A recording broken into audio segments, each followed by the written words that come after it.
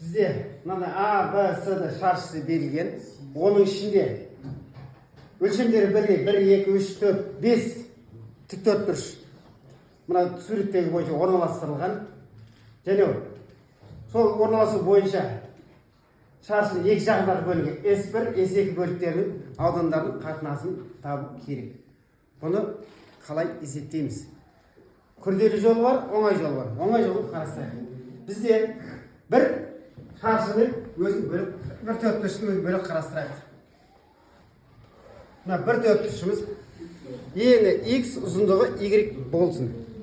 Сол кезде AB мына жерде Y десек, мынаны X десек, сонда AV қабырғасының ұзындығы мынау X, мынау Y, мынау X, мынау Y, мынау X, AV қабырғасы 3X және 2Y-тен тұрады. Ал AD қабырғасы былай қарасақ, Y, мынау Y және мынау Y. AD қабырғасы 3Y. Енді осыдан AB менен AD тең болғандықтан AB тең AD, демек бұдан шығады 3X қосылған 2Y тең 3Y-ке, значит осыдан шығады Y тең 3X-ке. Y 3X-ке тең. Демек біздің төртбұрышымыздың ұзындығы енінен 3 есе үлкен. Демек бұл төртбұрыштың ауданы S, мына төртбұрыштың ауданы тең 3X квадрат.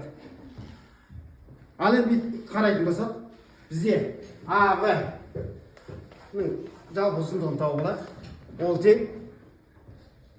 3X қосылған 2Y, 3X қосылған 2Y-тің орнына Y-тің орнына 3X-ті қоссақ, оны 2-ге бөлсек 6X тең 9X.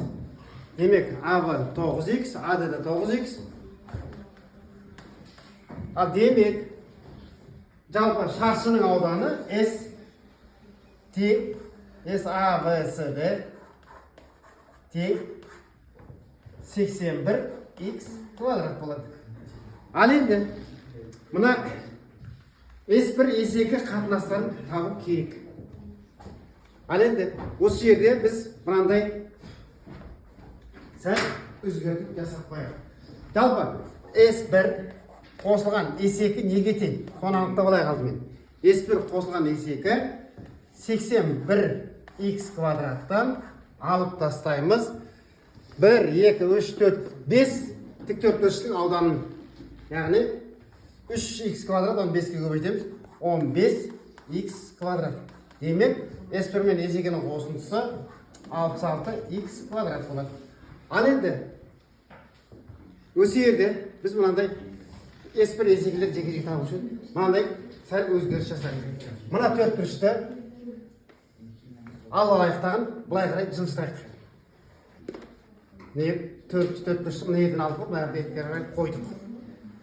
Енді осы жерде қарасақ, екі жақтағы екі бөлік, мына жақ бөлікті, мына жақ бөлік тең болды. Яғни, сонда S1-ге біз 3X квадрат қостық, мына бір төртбұрышты қостық, есесіне S2-ден бір төртбұрыштың ауданын алып тастадық. 3X квадрат. Енді осыдан қоятын болсақ, 3S1 қосылған 3X квадрат тең S2 азайтылған 3X квадрат. Осы жерден қарастыратын болсақ, бізде S1-іміз тең болып шығады 30X квадрат, S2-іміз тең болып шығады 36X квадрат. Бізде және мына екеуі әрқайсысы тең, әрқайсысы 33X квадратқа тең.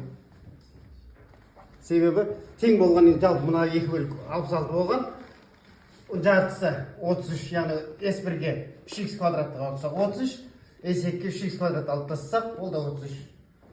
Сонда S1-дің S2-ге қатынасы неге тең болып шығады? S1-дің S2-ге қатынасы тең болып шығады 30X квадратты 36 x kvadratқа бөлеміз. Яғни x квадратта қысқарады.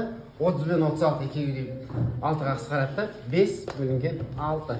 Яғни S1-дің S2-ге қатынасы 5-дің 6-ға қатынасына тең болып шықты. Міне бір есеп шықты. Рахмет.